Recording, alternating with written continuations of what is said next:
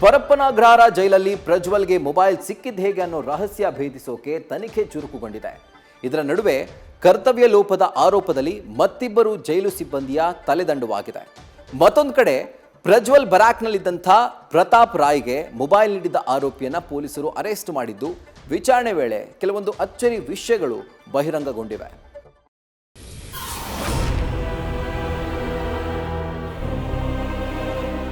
ಪ್ರಜ್ವಲ್ ಬಳಿ ಮೊಬೈಲ್ ಪತ್ತೆ ಪ್ರಕರಣದ ತನಿಖೆ ಚುರುಕು. ಕರ್ತವ್ಯ ಲೋಪ ಹಿನ್ನೆಲೆ ಮತ್ತಿಬ್ಬರು ಸಿಬ್ಬಂದಿ ಅಮಾನತು. ಪರಪ್ಪನಗ್ರಹಾರ ಕೇಂದ್ರ ಕಾರಾಗೃಹ ಇದೇನು ಜೈಲು ಅಥವಾ ರಾಜಾತಿಥ್ಯ ನೀಡುವ ಅರಮನೆಯೋ ಒಂದು ತಿಳಿತಾ ಇಲ್ಲ. ರೇಪ್ ಕೇಸ್ನಲ್ಲಿ ಸಜಾ ಕೈದಿಯಾಗಿರುವ ಪ್ರಜ್ವಲ್ ರೇವಣ್ಣ ಬಳಿ ಮೊಬೈಲ್ ಪತ್ತೆಯಾದ ಪ್ರಕರಣ ನಮ್ಮ ಈ ವ್ಯವಸ್ಥೆಯನ್ನ ಪ್ರಶ್ನೆ ಮಾಡುವಂತಿದೆ. ಜನಾಕ್ರೋಶ ಬೆನ್ನಲ್ಲೇ ಈ ಪ್ರಕರಣವನ್ನ ಗಂಭೀರವಾಗಿ ಪರಿಗಣಿಸಿದ ಸರ್ಕಾರ ತನಿಖೆಯನ್ನ ಚುರುಕುಗೊಳಿಸಿದೆ.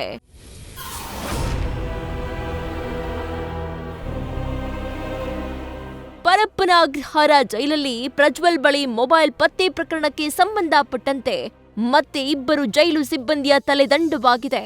ಈ ಹಿಂದೆ ಜೈಲಿನ assistant superintendent Iranna Rangapura suspend ಮಾಡಲಾಗಿತ್ತು.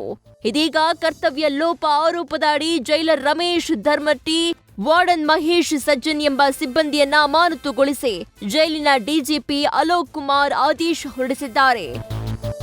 ಜೈಲು ಎಸ್ಪಿಯ ಹೇಳಿಕೆ ಪಡೆದ ಡಿಐಜಿ ಜಿನೇಂದ್ರ ಖನಗಾವಿ. ಜೈಲು ಸಿಬ್ಬಂದಿಯ ತಲೆದಂಡ ಒಂದೆಡೆಯಾದ್ರೆ ಮತ್ತೊಂದೆಡೆ ಜೈಲು ಅಧಿಕಾರಿಗಳ ವಿಚಾರಣೆಯೂ ತೀವ್ರಗೊಂಡಿದೆ. ಪರಪ್ಪನಗ್ರಹಾರದ ಅಕ್ರಮದ ಬಗ್ಗೆ ವಾರದ ಒಳಗೆ ವರದಿ ನೀಡುವಂತೆ ಕಾರಾಗೃಹ ಇಲಾಖೆ ಡಿಐಜಿ ಜಿನೇಂದ್ರ ಖನಗಾವಿಗೆ ಹೊಣೆ ನೀಡಲಾಗಿದೆ. ಮೊಬೈಲ್ ಪತ್ತೆ ಬಗ್ಗೆ ಜೈಲು ಎಸ್ಪಿ ಅಂಶುಕುಮಾರ್ನಿಂದ ಹೇಳಿಕೆ ಪಡೆದುಕೊಂಡಿದ್ದಾರೆ. ಬ್ಯಾರಕ್ ವಿಸಿಟ್ ವೇಳೆ ಯಾವುದೇ ಅಕ್ರಮ ಕಂಡು ಬಂದಿರಲಿಲ್ಲ. ಪ್ರಜ್ವಲ್ ರೇವಣ್ಣಗೆ ಮೊಬೈಲ್ ಯಾರು ಕೊಟ್ರೂ ಗೊತ್ತಿಲ್ಲ. ಪ್ರಜ್ವಲ್ ಸಜಾ ಕೈದಿ ಯೂನಿಫಾರ್ಮ್ ಧರಿಸಿದ ಬಗ್ಗೆ ಎಎಸ್ಪಿಗೆ ನಿಗಾ ವಹಿಸುವಂತೆ ಹೇಳಿದ್ದೆ. ಎಲ್ಲರೂ ಜೈಲು ನಿಯಮಾವಳಿ ಪಾಲಿಸಬೇಕು. ಈ ವಿಷಯ ಯಾರಿಗೂ ವಿನಾಯಿತಿ ನೀಡದಂತೆ ಸಹ ಸೂಚಿಸಿದ್ದೆ ಅಂತ ಜೈಲು ಎಸ್ಪಿ ಅಂಶುಕುಮಾರ್ ಹೇಳಿಕೆ ನೀಡಿದ್ದಾರೆ. ಸದ್ಯ ಅಂಶುಕುಮಾರ್ ಹೇಳಿಕೆ ದಾಖಲಿಸಿರುವ ಜಿನೇಂದ್ರ ಖನಗಾವಿ ಅವರು ಮುಂದಿನ ದಿನಗಳಲ್ಲಿ ಉಳಿದವರ ಹೇಳಿಕೆ ಮತ್ತು ಸಾಕ್ಷಿಗಳನ್ನ ಸಂಗ್ರಹಿಸಿ ಬಳಿಕ ಅಕ್ರಮದ ಬಗ್ಗೆ ಅಲೋಕ್ ಕುಮಾರ್ ಅವರಿಗೆ ವರದಿ ನೀಡಲಿದ್ದಾರೆ.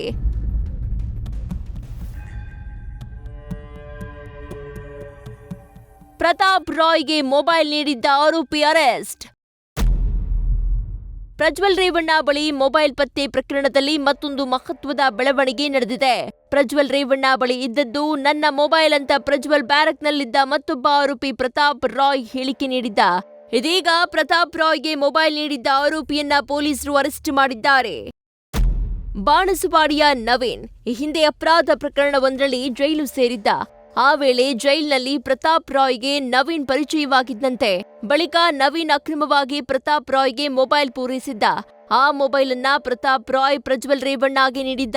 ಹೀಗೆ ಮೊಬೈಲ್ ಪಡೆದ ಬಳಿಕ ಪ್ರಜ್ವಲ್ ರೇವಣ್ಣ ಪಾಸ್ವರ್ಡ್ ಸೆಟ್ ಮಾಡಿಕೊಂಡು ತನಗೆ ಬೇಕಾದವರೊಂದಿಗೆ ಸಂಪರ್ಕದಲ್ಲಿದ್ದ ಅಂತ ತಿಳಿದು ಬಂದಿದೆ. ಒಟ್ಟಾರೆ ಪರಪ್ಪನಗ್ರಹಾರ ಕಾರಾಗೃಹದ ಒಳಕ್ಕೆ ಸುಲಭವಾಗಿ ಮೊಬೈಲ್ಗಳು, ಇತರೆ ವಸ್ತುಗಳು ಹೋಗ್ತಾವೆ ಅಂದ್ರೆ ನಿಜಕ್ಕೂ ಶಾಕ್ ಆಗುತ್ತೆ. ಸದ್ಯ ಪರಪ್ಪನಗ್ರಹಾರ ಜೈಲಿನ ಕರ್ಮಕಾಂಡ ತನಿಖೆ ನಡೀತಾ ಇದ್ದು, ವರದಿ ಬಳಿಕ ಇನ್ಯಾರ್ಯಾರ ತಲೆದಂಡವಾಗುತ್ತೆ ಅನ್ನೋದನ್ನ ಕಾದು ನೋಡ್ಬೇಕಿದೆ. Shivakumar, news first, Bengaluru. News first ನಿರ್ಭೀತಿಯಿಂದ ನಿಮ್ಮ ಪರವಾಗಿ.